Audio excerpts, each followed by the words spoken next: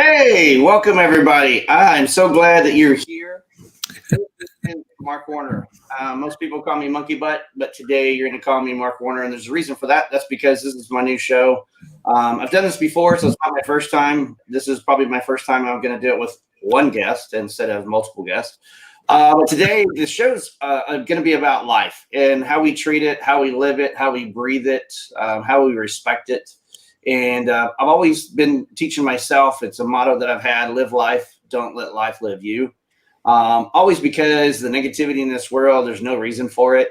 You're the only one that can change. And I believe that you can take the positive better than what the negative gives you. And you're the only one that can control it. And if you do have negative, figure a way to work around it and make your life a little bit better than what it is today. If you're depressed, something's not going your way. If you take a second to breathe, just take a deep breath on it and realize it's not that big of a deal. However, that being said, we all have emotions. We do get upset, and there are things that we get angry with, but you can control that. And there is a certain way that you can do that. I'm not going to be the one that's going to tell you how to do that. It's going to be different for everybody. I've learned a way to do it myself. And my guest today, Stuart Sax, has learned a way to do that himself as well for the last 70 plus years. Here's the thing: at the end of the day, we're all human. Everybody sees and says that there is multiple races out there. Well, maybe there is in the nationality of saying that you're black or you're white, or if you're saying that you're a Christian, you're non-Christian, or if you are Indian, African-American, white, whatever, Caucasian, whatever it is that you are, those are races. But there's really only one, and that's the human race. I'm for one that don't see color. I'm for one that don't see the negative in people. I see the positive first. The negative comes when you've distrusted, disrespected, misaligned your life in a way that it's just 100% negative. Then I choose not to be in that part. I choose to maybe help you a little bit. Maybe I can't. And if I can't, then I let you go. But if I can, then I'm going to be your friend. And my friend Stuart Sax here today with me on this show is none other the same way with me. I see him. I've been with him for years now. I see how him and Lauren live their life, and I see how he chooses to live his life. And I believe he's a like-minded person to see that. So today's show is really kind of two things. Going to be a little different for me. And if you have any questions, feel free to comment down there below. We're on YouTube and Facebook, and yeah, I believe that's it. But I will share this out there on Instagram, and it's on 7 or 8 different web pages. I'm not sure. It's all over the place. I saw that I could go live, and I went click, click, click, click, click, click, and that's exactly where we went. So if you have any questions, make sure you comment below. But let's talk today to this gentleman right here, Stuart Sax. I know. See, I had to do the same thing because I was like, okay, so he's right there because I'm looking at the screen. Right. Yeah, but it's this way. So, yeah. So I have to look to the right to turn left to see you. So you know what's kind of interesting? So the service that I use here, which is StreamYard, if nobody knows what I'm using StreamYard. And I know my camera is kind of on a low angle, guys. I have not finished up my studio, so my camera is sitting right here. You can see a little part of it, but I haven't set it all up to be the best. So I'm using a webcam, but eventually it'll be there. And I'm hoping you can hear me good because my audio is not all professional either. It's the can mic on that thing. Oh, sounds great. Yeah. Well, I mean, it is what it is. You know, it's it is. You work with the technology. It's not how you say it; it's what you say. See, now if people could say that more often, that's the taking a step back for a second and breathe, take a deep breath, and realize the situation you're in. Right. Yeah. So, Stuart, there's I want to kind of just back up a little bit and get involved in Stuart's life for just a second because we're going to dive a little deep into maybe there's something you don't know. I know Stuart for the last 5+ years. If you don't know, Stuart walked into my life. He moved to Frisco, Texas. Him and his wife ran a successful business for many years, decided to move with the grandchildren, and decided to make home in Frisco, Texas, and wanted to get back into radio. What a lot of people don't know is when I say get back into radio, he was in radio for a while. Before he served Vietnam, And before he probably didn't even know that he was going to be in radio long term, but he served in that element. If you could tell us, there's something that's kind of I won't say it's a secret, but a lot of people don't know where you actually started in your showbiz when you got into radio. And it has to do with a big theme park and a big person and just a whole conglomerate of things that kind of was small back then, but in today's world, it's really huge.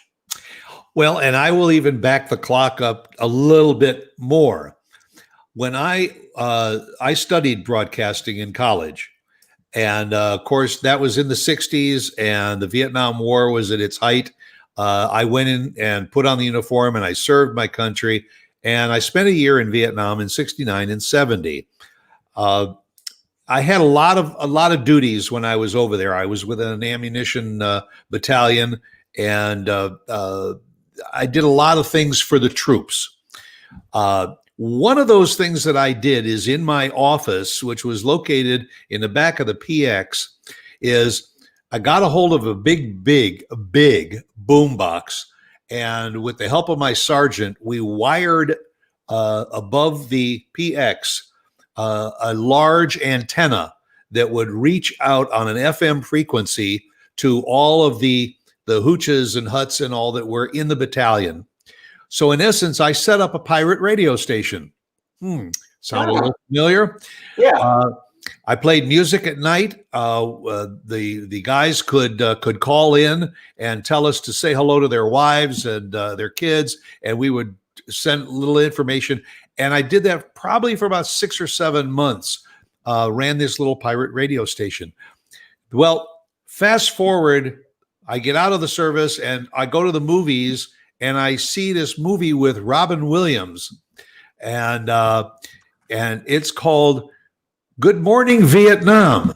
And I'm thinking, wait a minute, he's living my story. But I did not know who Adrian Cranauer was at the time. I did see a little write-up in the Stars and Stripes, which was the military publication we always got. But I just set up that radio station because I wanted to, and I wanted to do it for the sake of the troops. So that was my dark past, was that I think that I actually broadcasted to my Elise battalion before Adrian Cranauer went through the Armed Forces Vietnam Network and broadcasted, all over South Vietnam. Right. But so I served my country. I come back home and I decide, where am I going to go? And I decided, of all of the 48 contiguous states at the time, I picked 2 states that I thought I wanted to go to. One was South Dakota, and the other was Florida. So the polar opposites. Yeah, exactly. So anyway, I ended up in Florida. I got a job with a TV station in Orlando, Florida. This was in 1970. And I was 4 years old, by the way. but you knew who Mickey Mouse was. Yes. Yes. So in 1970, I went to Florida, and while I was working at the TV station, which by chance happened to be an NBC affiliate, which was the network that the Wild World of Disney was on, I was with the TV station for maybe a month and a half, and all of a sudden we started doing promos for this thing that was coming to Orlando at Lake Buena Vista, which nobody had heard of. Right. But Lake Buena Vista, little by little, was the Disney organization buying up land all over Orlando, and they announced to the world that it was going to be the site of Walt Disney World. Well, meeting some of the people in promotions from Disney, I got a job with Disney, and I worked with the entertainment division. And my probably biggest claim to fame that most people don't know about me was when the park opened in October of 1971. I had been there about a year or so, and I was the first park announcer for Walt Disney World. I didn't know that. I don't know that you shared that with me.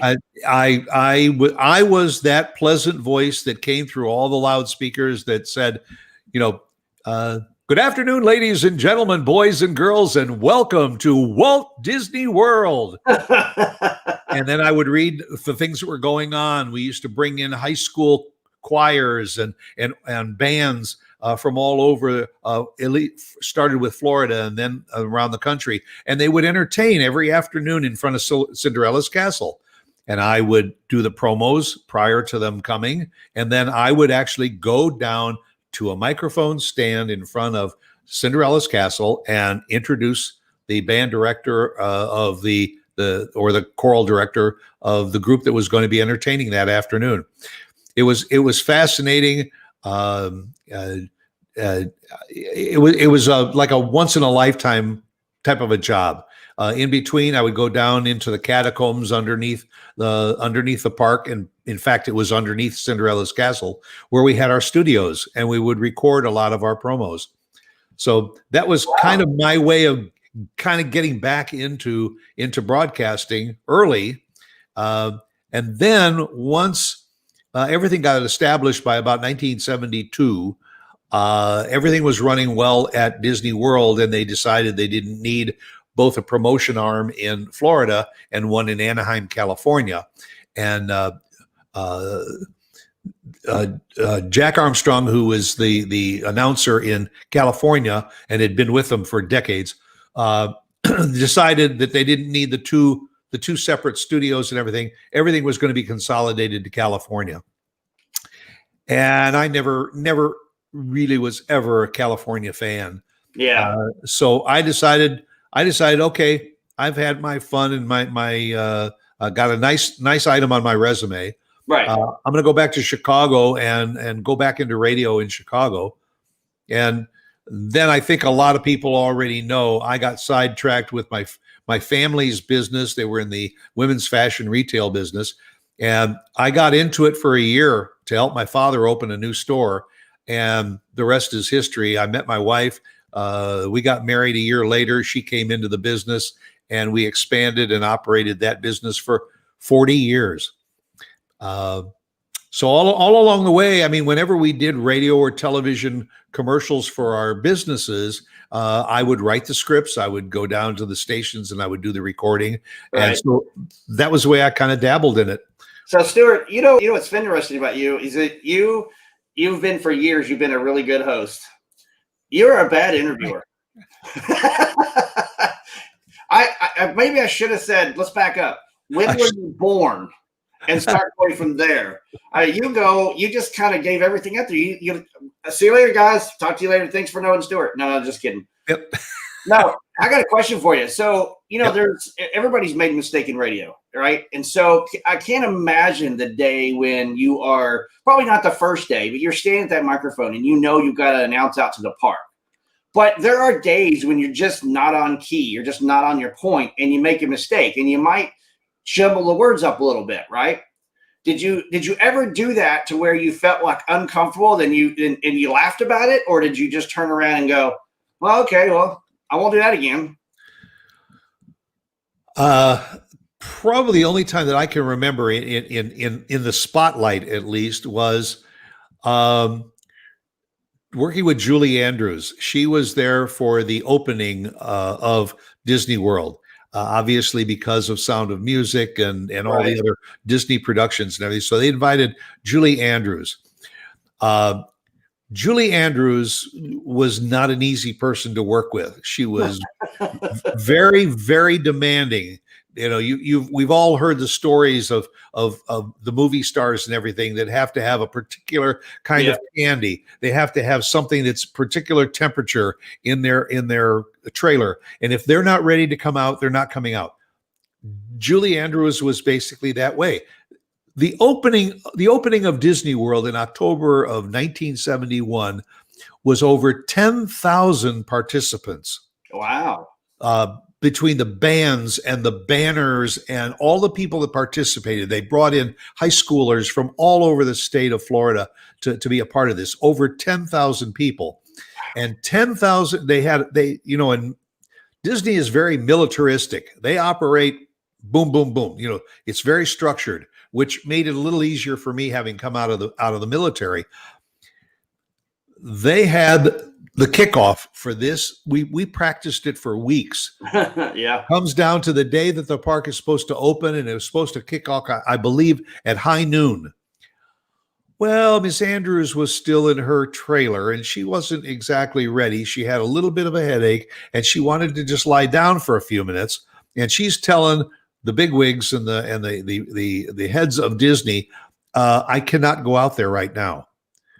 And I mean, you have never seen so many red faces, because this thing is going to be broadcast to the world, Right. and she's holding it up.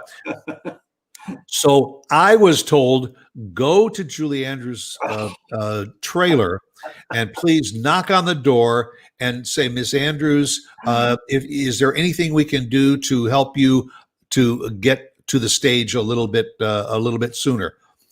That was the one time in my life that I really regret having been born, because I knew there was a lot on my shoulders. It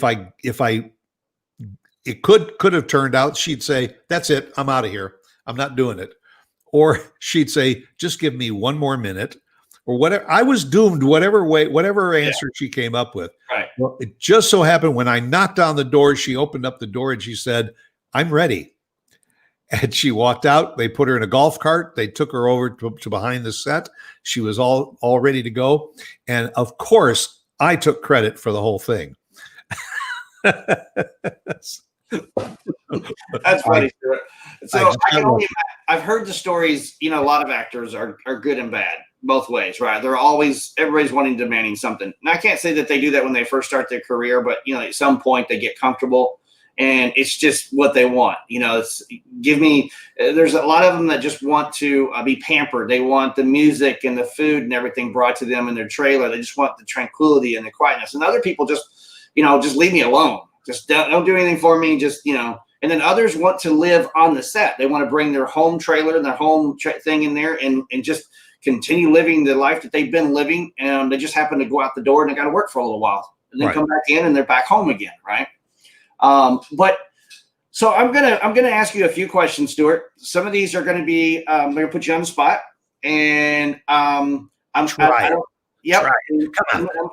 Give me your best shot. Just try your hardest to give me one word, okay? One word. I don't need a sentence. I'm not looking for a sentence. But if you can't answer it in one word, then give the explanation of why you can't give one word, okay? Okay. So you have a friend that is wanting to introduce you to somebody, and the person mentions their name. We'll just give a fictitious name out there. His name is Andrew. What is the first thought that comes to your mind when you meet a person?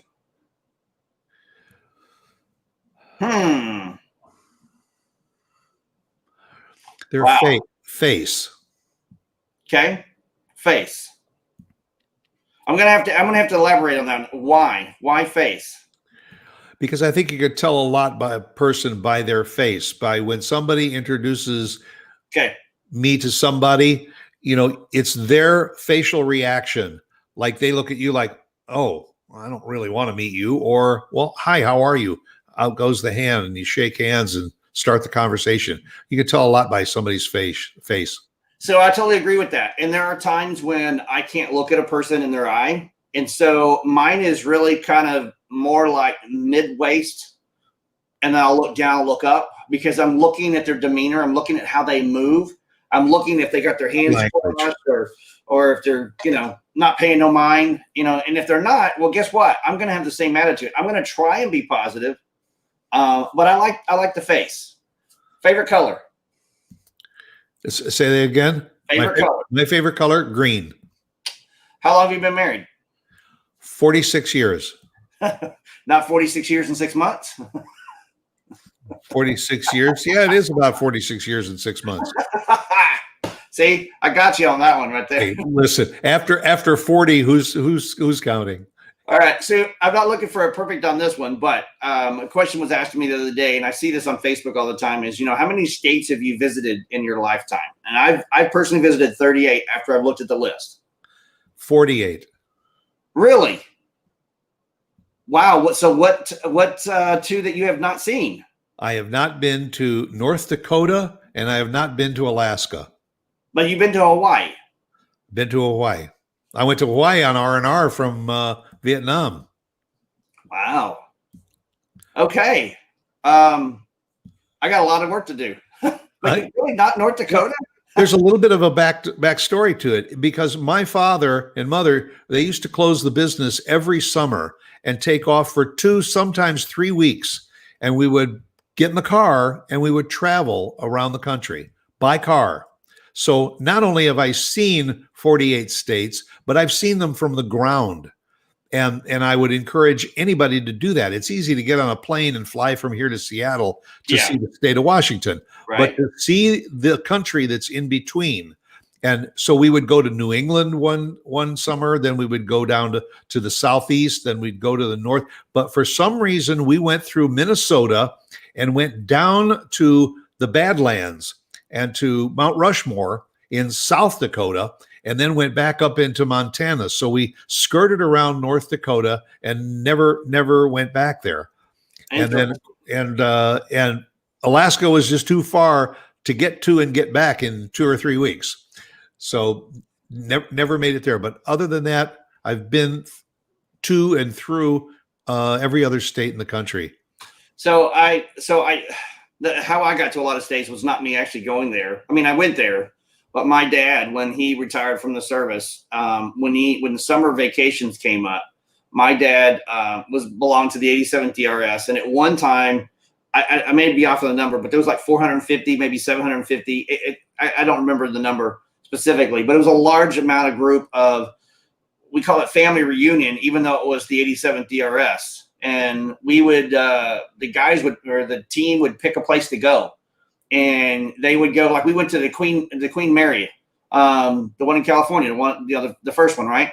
Right. And we rented the whole boat, and everybody on that boat, it was a 3-day pass that if that person was walking beside you, they were a part of that family and that reunion. And my dad that was it. We went to all these different states. So I've probably personally driven to maybe 12 to 15, but the other 20 was my dad driving around. In some states, we went twice. California a couple of times, Florida a couple of times, Washington a couple of times. In a lot of Colorado and a lot of Tennessee, and that's because there was something that was good there, and we would go back. I loved it. That's how I got to do it. And I encourage people. People will say to me, don't you want to go to South America or Central America, Europe, and all? I don't have that much of a desire to do that. I mean, and I would encourage anybody that before you decide to do that, see the country that you live in. Yeah. This is a magnificent country. There are some incredible parks to see and history. The one goal that I had was on my bucket list for years and years and years was Route 66 that goes from Chicago to Santa Monica, California. Yeah. And I'd say it's probably about 4 years ago. Lauren and I got in the car and we drove to Santa Monica. We went to see a friend in LA and went to Santa Monica, and we drove back from Santa Monica to Oklahoma City, that part of Route 66, which a lot of that no longer exists because Highway 40 kind of replaces the old road. Right.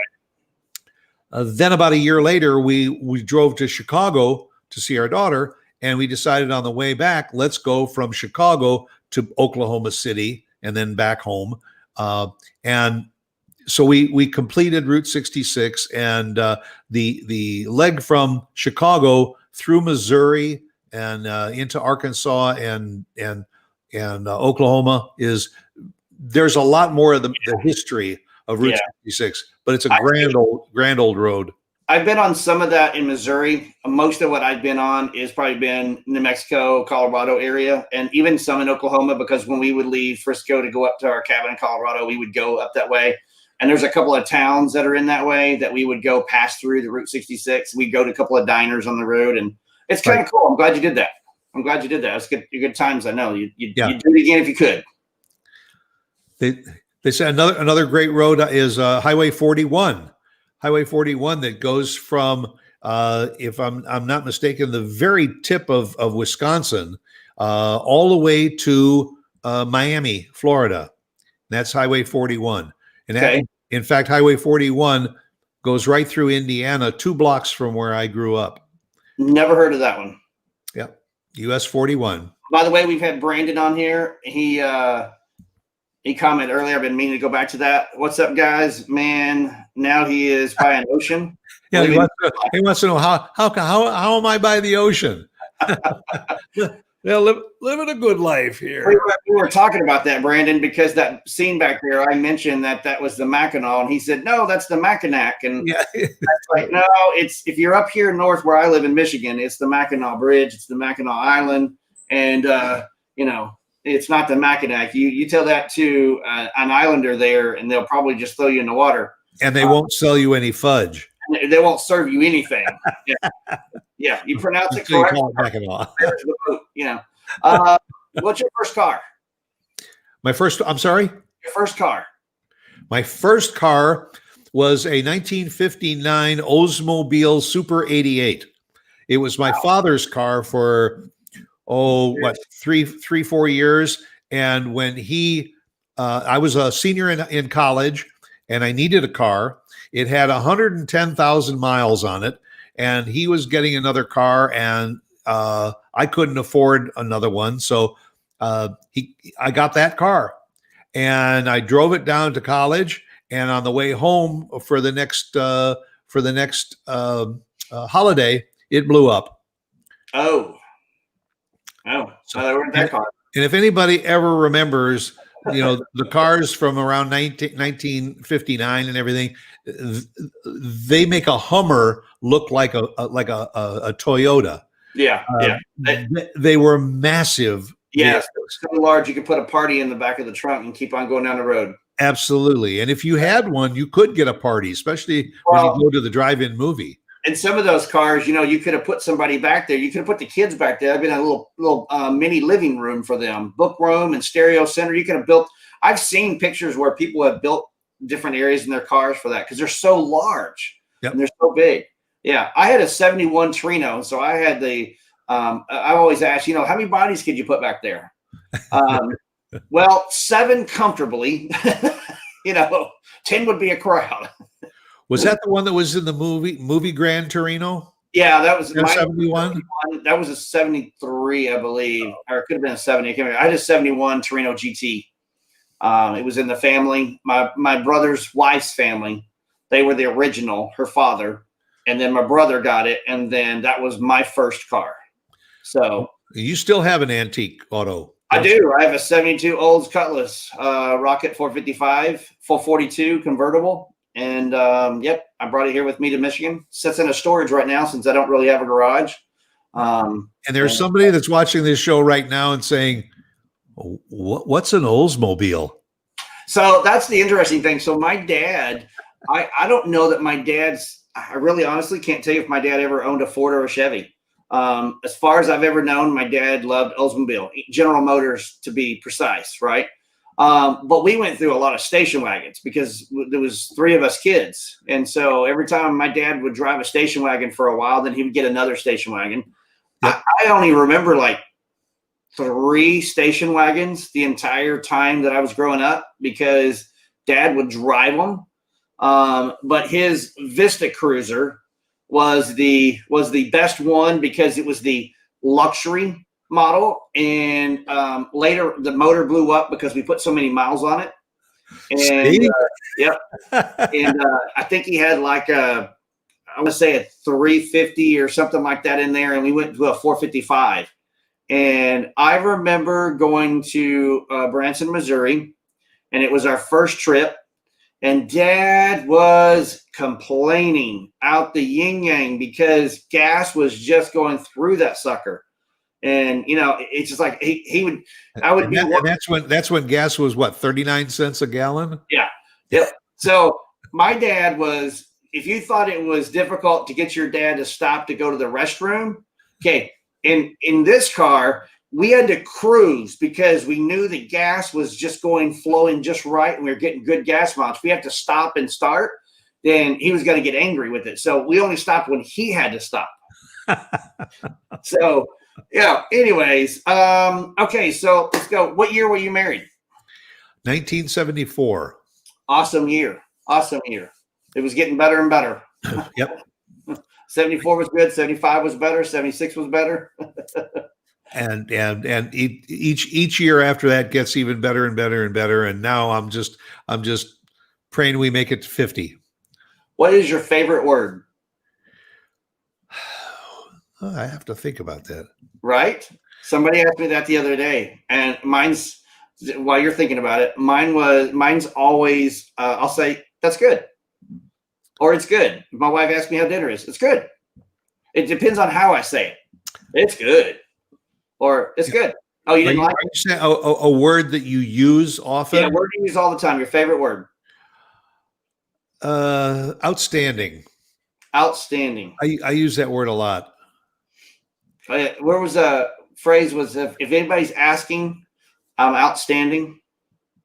Oh, yeah, or outstanding in a person who's outstanding in their field. Yeah. And a picture of a guy who's outstanding in a field. Gotcha. All right. So this one's going to be a little bit more question asking. So this show is really about live life, don't let life live you. And the reason I brought you on this show today was because I believe you have the same philosophy and the same mentality that I see in people. I try not to see the negative in people. Sometimes it's very easy to see that negative because their demeanor, their attitude, their posture, the words that come out of their mouth. You know, you want to think different about them, but when they just blow it up right in front of you, it's all you got, right? But one of the things that I think you do that I do a lot, and that is when you meet somebody, there's a connection, there's a bond that starts to happen. And each person, you're going to find that different bond and different connection. No two are the same. But the one go-to thing that you probably always do, and if it's like me, I try to find where they're at in life. I want to try, I don't want to get to I'm not a therapist. I don't want to get to the nuts and bolts, but I see a sadness, or I see a not happy. I see something that's just not right. And I want to make that happy. I want to figure out what that is. And that's how I end up making friends. That's because I will help them out along the way to try to figure out, have you found yourself in that situation? Because I think I've seen how you connect over the years with people. And I've seen how you bring a light to people, but I also see that you try to digress a little bit in the conversation if you see something that maybe is not set right with you. Well, absolutely, because I think to have a friend, you have to be a friend. And when I meet people, if it's somebody I've known my whole life, it's a matter of playing catch up.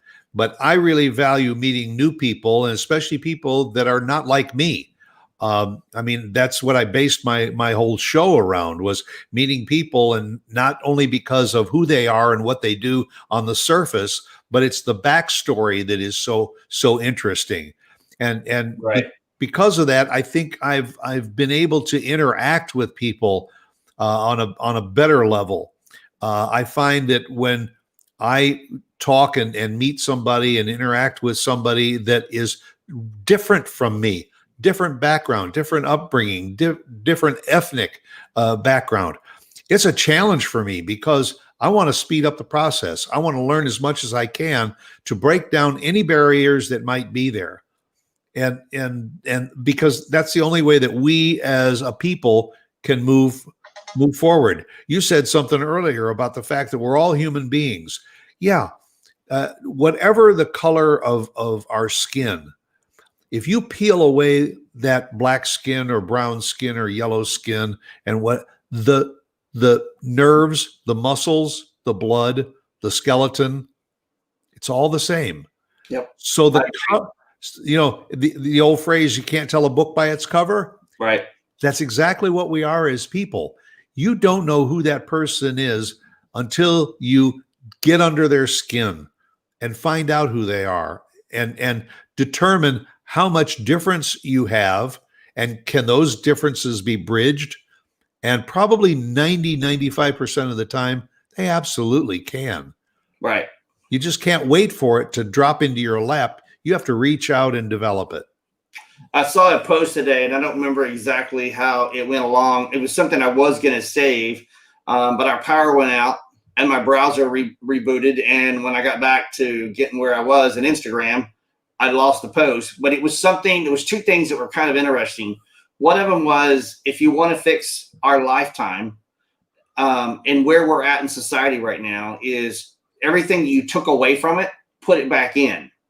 So one of them was God. If you take God and put it back into everything will get back to some normalcy. Everything will get back to a little bit more understanding to a certain degree.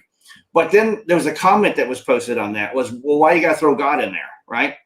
And there was another gentleman, or a lady actually, that made a comment that said, why, this is like picking a race color. This is like, why doesn't all lives matter, right? So why don't we not worry about the word God, okay? Worry about what you believe in. Everybody believes in something. Even atheists believe in something. Somebody has a philosophy. One culture may not like the name God, so they use Buddha. Another one uses a different name for Christian. We all have that nucleus that we believe in something that's there. We just may believe in it differently. But the other post that I saw that was kind of interesting was, and it talked about, why don't you just live your life in a positivity state? Why do you have to look at everything negative? The negative comes from you. It comes from inside right here without thinking, because these two right here aren't working. One has a gut feeling that listens to the heart, and one has a gut feeling that listens to the mind.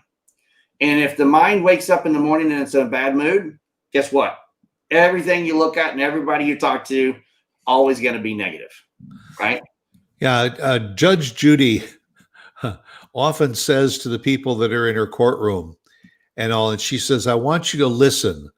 That's why God gave you 2 ears and 1 mouth, so that you would listen more than you speak, or you listen before you speak.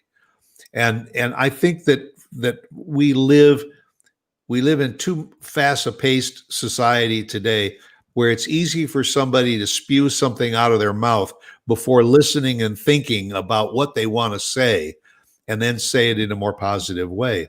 Yeah. Something else that I just read is, it talks about, supporting each other's ability to have their own opinion and all. If we're talking about something and I have one opinion on it and you have another opinion on it, where is it written that your opinion is right and my opinion is wrong? Or my opinion is right and your opinion is wrong? The bottom line is, both of our opinions are right, because they're right for us. Right. And to engage in meaningful conversation, to try and understand the other person's point of view, to see how far off it is from yours, that maybe you find that maybe there's a narrower gap between the two of you than you really thought. But if both are think that they're right and will not acknowledge the other person right to be right, then we're both wrong. So I watched probably about, I want to go with about 4 years ago.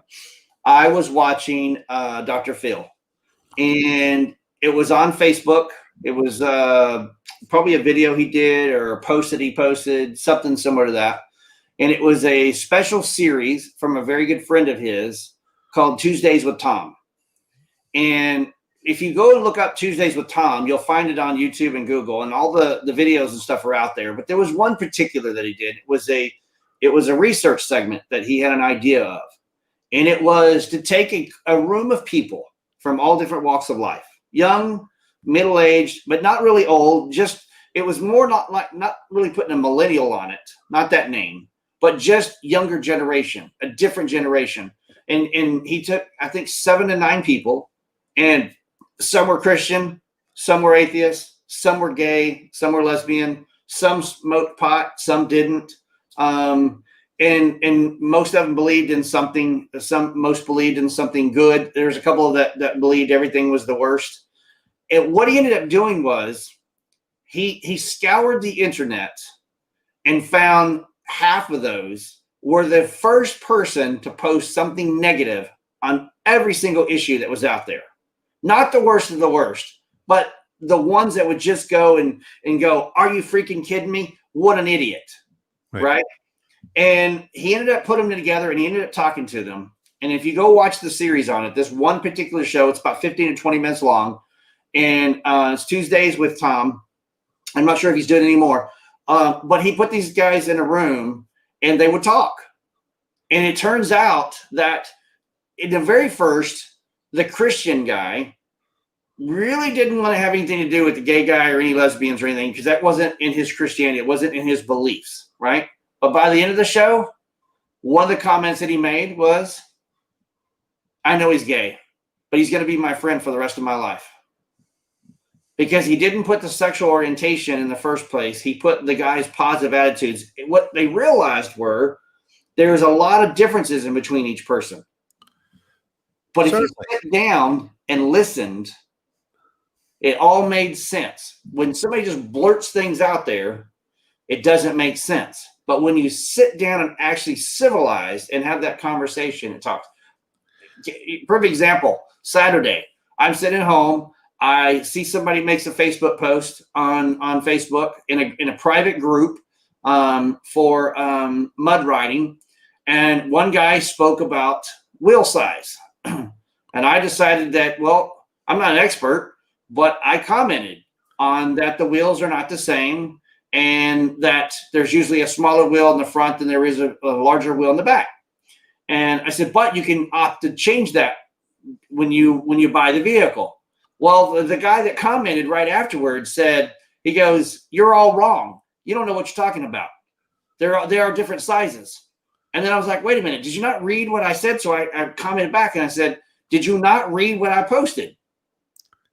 What he didn't like was that I said yes or no. If I go to the dealer will give the smaller tire in the front and the rear. I said that. But I said you could opt to do that because the guy was asking kind of a two-part question. If you read his question, it was kind of a two-part. Well, the next question was, I was just trying to correct you because I don't like what you're being an idiot out there. And I'm like, wait a minute. Now we're getting a name calling. And now and then he comes back and he says something else. And I said, so now what, are you a bully? He goes, and he started cussing at me. I finally, you know what? I just said, you know what? It's not worth it. I went and deleted the whole thing. And the guy that did the message responded to me later on going, hey, what happened to all the messages? It was getting kind of heated. And I go, that's the reason why I got rid of it. Because I started the conversation. So I got rid of the whole conversation because I was the instigator of that.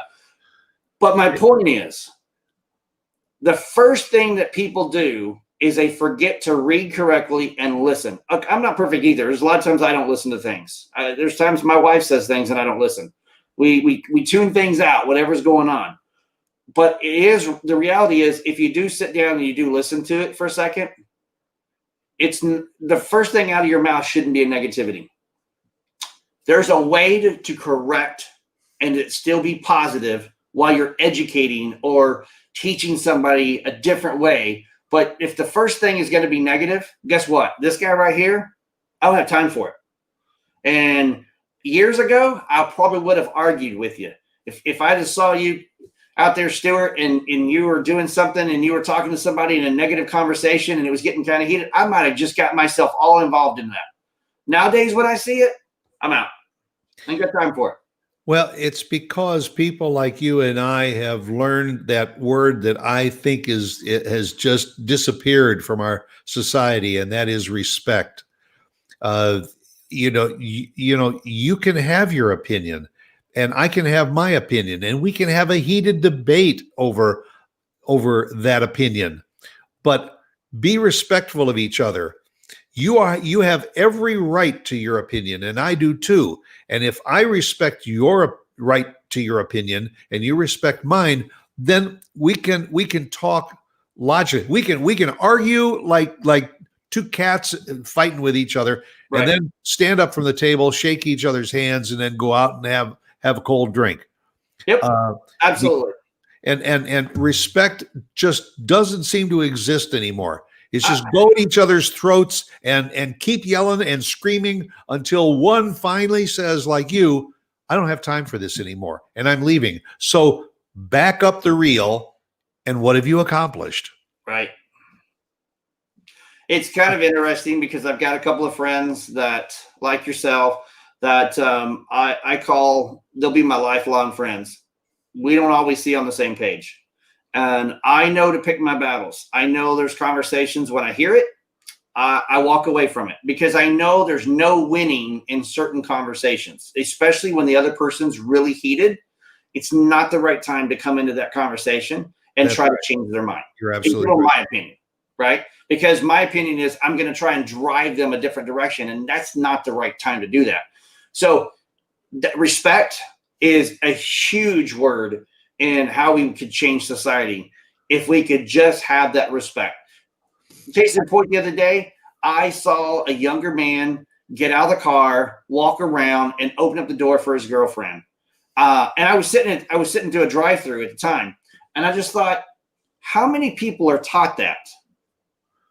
What mother and father is teaching their young one that there's a little bit of respect. You're going to go out with your girl tonight. Don't let her get out of that car without you open the door. Who taught that? Where did you learn that from? If we could figure that out, there's a lot of things that would fall in place if we learn respect. So I love that. So the reality is, if I ask you back what your favorite word is, respect would probably be it. Yeah. Yeah. Well, respect is my new current go-to word and all, but outstanding still is probably my favorite word because it's a word that can be defined differently. I mean, you can sit down to a really great looking plate of food and say outstanding. Right. But you can also look at a friend who just accomplished something that he never thought he could ever in his life accomplish. And you look at him and you say, outstanding. So that and the other word that also is very difficult to define, and I think you'll agree to this, love. You know, yes, I love people. I love pizza. You know, I love sunsets. I mean, I love. It's got so many different aspects and meanings that sometimes we forget what the essence of the word is all about. So I'm glad that you picked that word, but just because you didn't ask me, but I'm going to tell you anyways. My favorite word right now is integrity. I'm looking for somebody to have a lot more than just respect. I'm looking for that positive affirmation that they are a good person, that they respect others, that they treat others well, and they treat them before they treat themselves. I'm looking for that integrity. I'm looking for how they talk to people, how they walk, how they eat, how they treat anything that's around them, how they treat their own vehicles. You know, I'm looking for that. But love is a hard word, right? Sure. I can't tell you, I'm 54 years old. I can't tell you that when I felt comfortable as a man to tell another man, or even a woman for that matter, that I love them without it looking as if I was flirting or I was turning the other direction, right? Because love can be used in many different ways.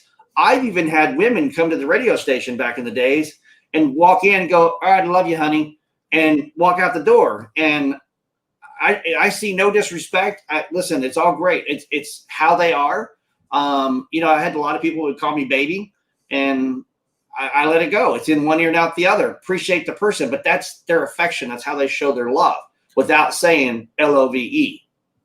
So I'm glad you brought that word up because I use love you a lot too. When I finish a conversation with somebody, it might be one of my relatives. It might be a friend who's going through some hard times. And I say, just, you know, keep a positive attitude. I'll get in touch with you in a couple of days and just take care of yourself. I love you.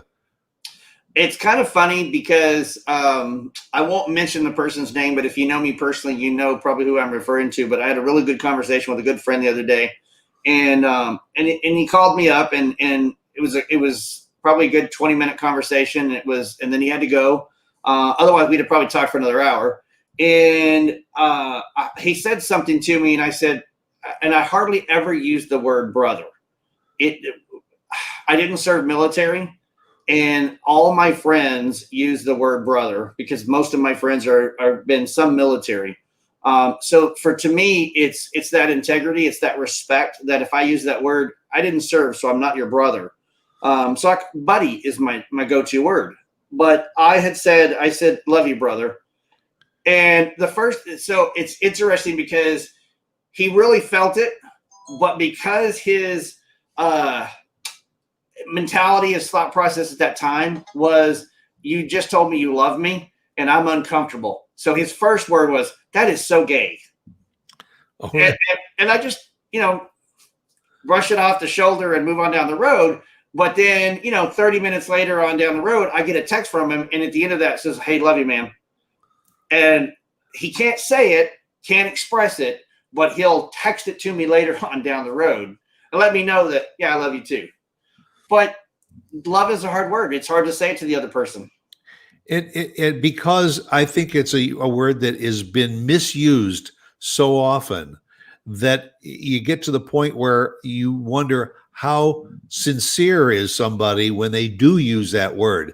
I mean, do you just end all your conversations with, yeah, I love you. I love you. Well, do you really, do you really mean that? Or is that just the same thing like signing a letter with sincerely? It becomes commonplace. But we take that word, far too much for granted. Well, I think even in marriage, there are times with my wife and I, we choose to say the word, I think, at random times when it means something. But we learned something a long time ago. Every day is given to you to go to the next day, and you've got to respect that day. And so, because you don't know when your time is up, we always make the choice of doing a couple of different things at night. We always tell each other we love each other. We don't go to bed angry.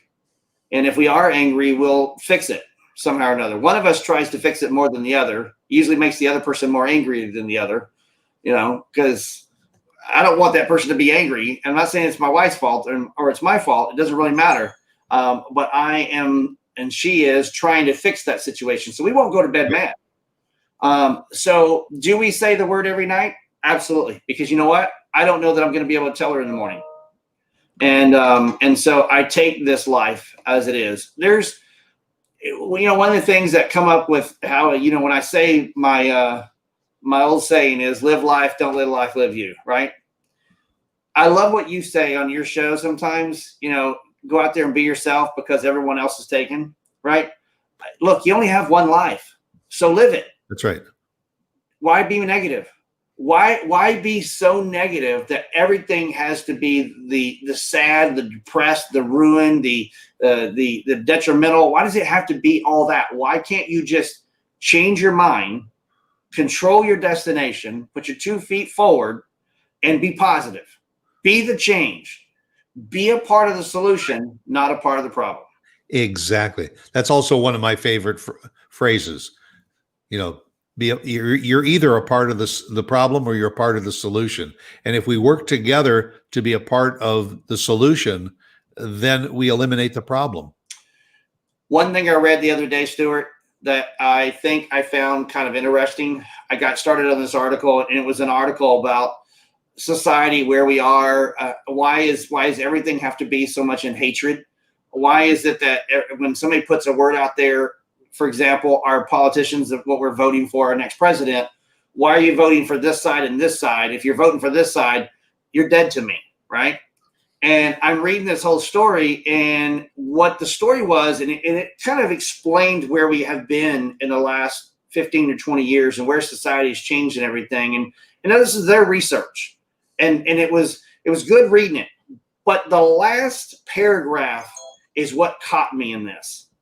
And it was something that has happened every single time in the last 25 years when we've had something not go right in our way, when we've had society drastically change, when we've had something that just wasn't working out on a global scale.